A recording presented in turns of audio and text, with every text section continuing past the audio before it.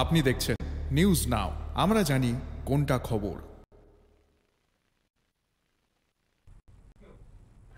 কমলাসাগর বিধানসভার মিয়াপাড়া বাগানের night guard এবং শাসক দলের যুব মোর্চার নেতাকে মারধরের অভিযোগ ওঠে কমলাসাগর মিয়াপাড়া ৪৯ বাহিনীর বিএসএফ জওয়ানের বিরুদ্ধে। বন্দুকের নল দিয়ে একজনকে মারধর করে বলে অভিযোগ।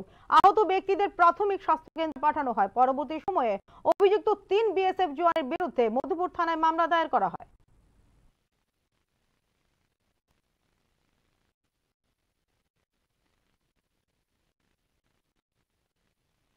আমি অফিসে বারিন্দা দাঁড়াইছি, অনেক সময় এক কোয়ার্টার থেকে বাড়িছে, তো আমরা তো কি কোনো শব্দ পাইলে বাইরে দেওয়ান লাগে, তো আমি আগে নাইট গার্ড আমি বাইরে তার কাছে আইসি বিএসএফটা বাইক দিয়ে আয়া নেমে আসে রই, বন্দুকটা নিচে যাতা দিয়ে কি জানি করছে এটারে উড়ে আসে রই রাইফেল আসি উল্টে দইরা দুনো হাতে এই ভিডিও আরম্ভ হচ্ছে, দুনো হাতে।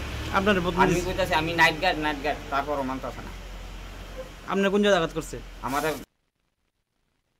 আর এই ডিমের ওই দিছে বন্দুক দিয়ে। হ্যাঁ, তো পরে কি করছে? আপনার হসপিটাল পরে তো মাইরা গেছে গা, যাওয়ার পর দেয়া এই হ্যাঁ আবার ও ফিরে না আমার লোক আইসে, আবার পরে আমি তুই বাড়িতে গিয়া যেমন